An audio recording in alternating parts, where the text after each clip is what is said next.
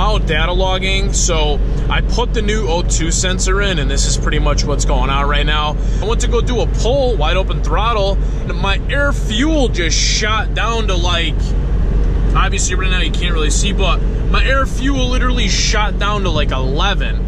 So I'm running rich right now, maybe the tune, or if it's the new sensor, since I didn't tune it with a new sensor, maybe that's the problem. I know a couple of you guys said you're supposed to change your O2 out before you start the tuning process. So I emailed my tuner, and right now I'm gonna send him this data log tomorrow and hopefully figure everything out. But I can't have it running that rich again because I'm just gonna have the same issue with my O2 sensor. It's literally gonna screw up the brand new one. So I'm just literally gonna baby it for now. I mean, on the bright side, there's no check engine lights. I'm kind of disappointed because I thought I was literally just gonna throw the sensor in and be good to go, but you know, the tuning life is never that easy. Wait for it.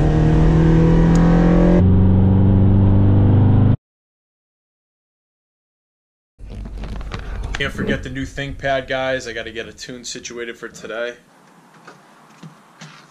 So real quick to fill you guys in, this morning I gotta go to the dentist. I know, I hate the dentist. And then after the dentist, I gotta do some stuff with Midnight today. Just gonna check the oil on this thing too before I get going. See where this baby's at. Bang.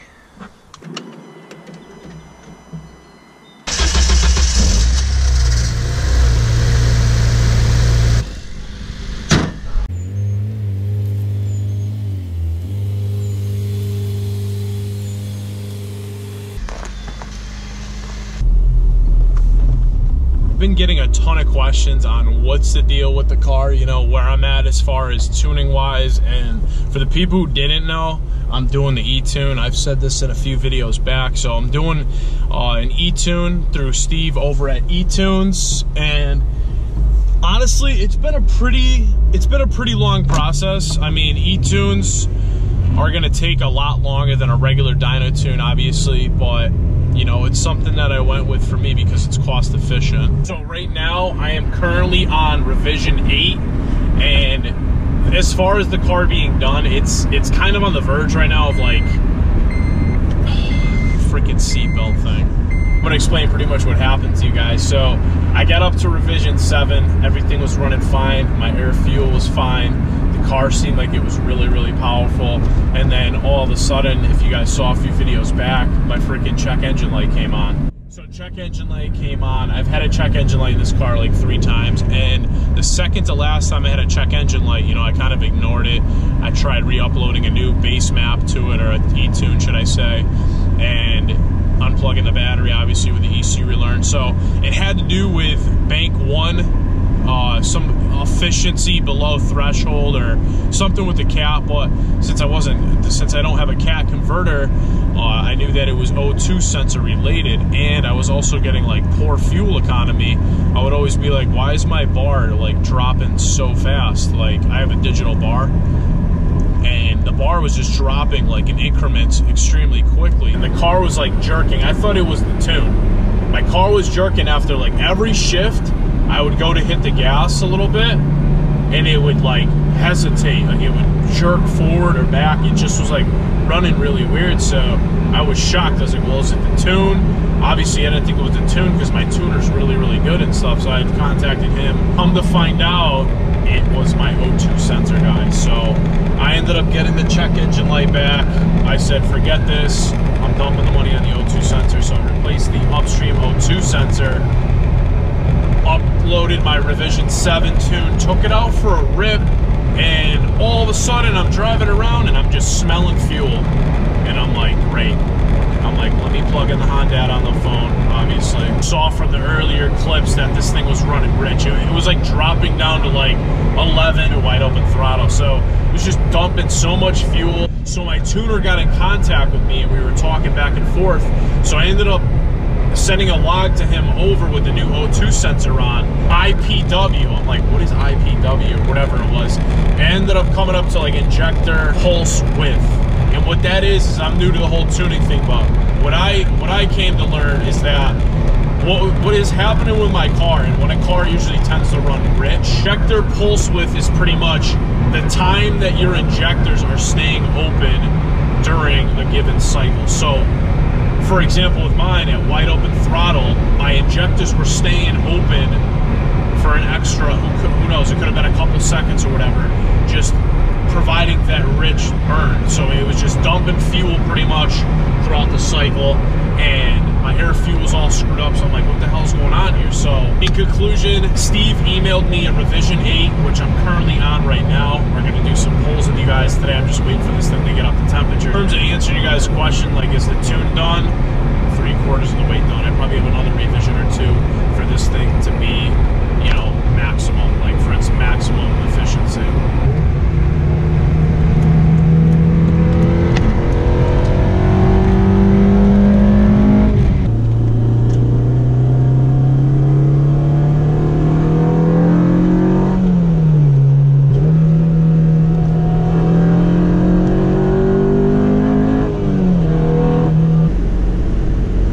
Boy just got out of the dentist, and I really regret not eating, because right now I had a fluoride treatment.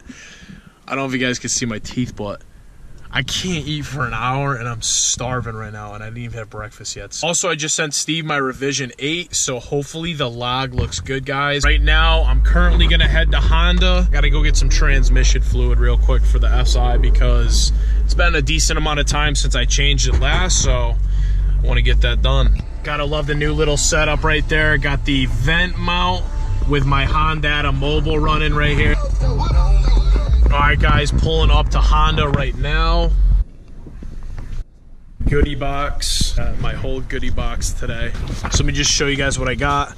Got some Honda genuine synthetic motor oil. 2, 3, 4, 5 quarts of that. And then I got the manual transmission fluid. Gotta rock the new Honda filter.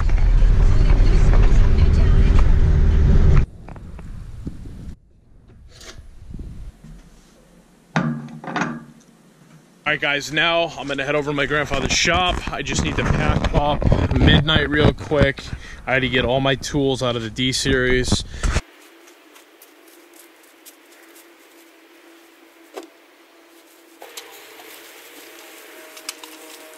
So the trunk is all packed up, and we are ready to head to the shop.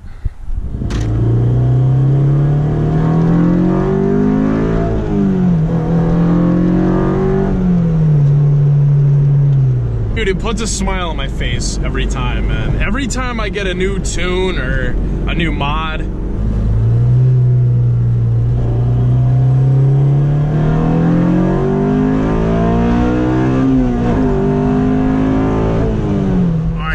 Pulling in right now. Let me turn down the weekend real quick. Good thing I didn't wash this car.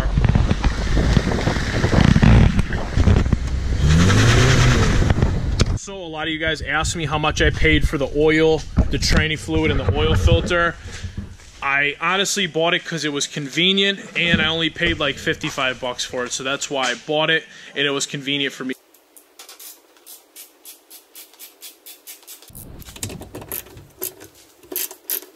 If you guys want to see how to properly remove spark plugs from a 2006 to 2011 Civic Si, I will leave a link down in the description, so be sure to check that out if you want to see a full detailed video on how to do that.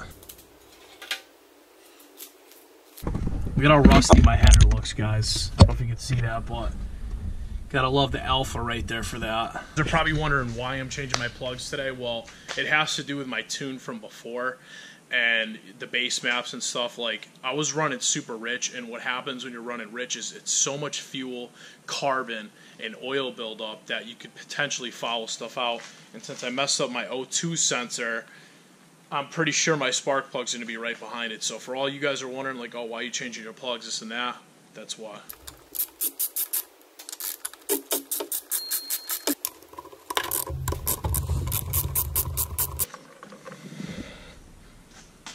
All your coil packs right up on the top, obviously, if you saw my other do-it-yourself video. So I have two 10 millimeters I have to take out right here, and then I can pull each coil pack out and inspect the spark plugs.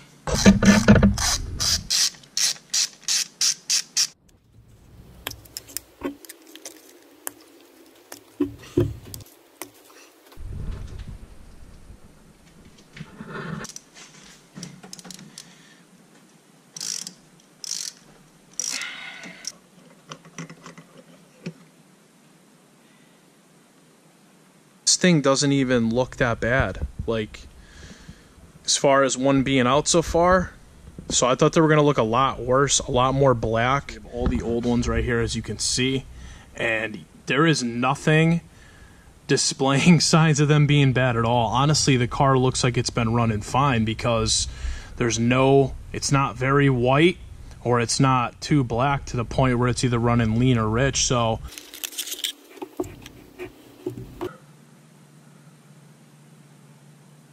even though the spark plugs don't look bad, I'm still going to toss the old ones, guys. It just makes sense because I already did the labor to pretty much install new ones. So it doesn't make sense for me to just drop the old ones back in. So copper, anti-seize lubricant right here.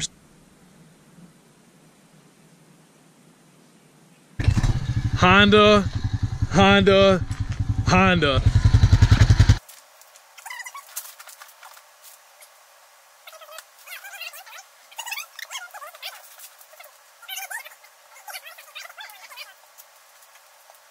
Rolling around under here.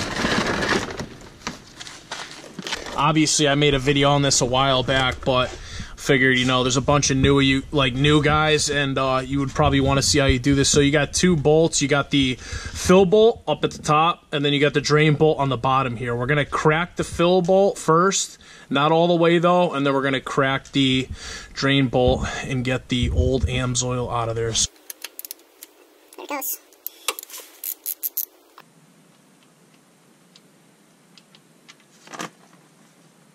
How clean that is. Yeah.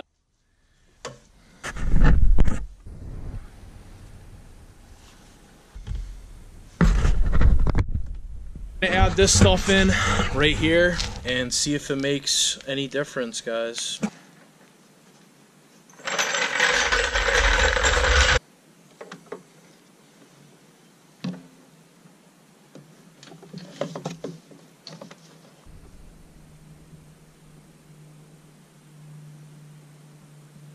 Feed in the trans. Spark plugs and transmission fluid are done, and the SI right here is wash it because this thing is filthy right now. Look at all the mud on it. So hopefully everything runs good. Hopefully it shifts good. Car is shifting so much smoother now, guys. So as far as the build and what's next, I mean, realistically, I would love to get the K24 Frank going, or a mean NA setup, maybe some Skunk 2 Stage 1 cams, but then I'd have to build a whole head. I don't know, I'm trying to think of what I want to do. I mean, I want to keep it reliable, yet somewhat stockish still. I know this video was literally like my worst as far as organization. It was all over the place, but I wanted to fill you guys in.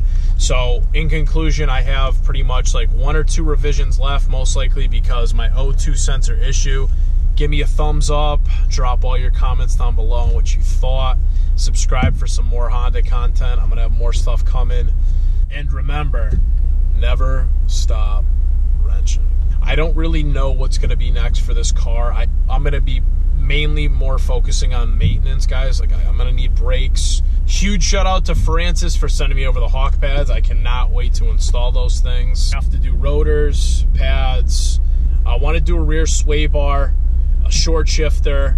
As far as engine mods though, I don't really know. Just wanted to keep you guys posted, honestly. I know I hate going like weeks at a time without putting up multiple videos, but sometimes you gotta do what you gotta do. So hopefully all you guys enjoyed. For all the haters who didn't, right here, I definitely have to do like a timing chain or a tensioner or something, because on startup, I'm getting that vibration and it's definitely coming from internal. I'm getting up there in miles. I'm almost at 185K, so I feel like it's almost gonna be time for a rebuild. That might be here sooner than I expected. So I'll see you guys in the next video.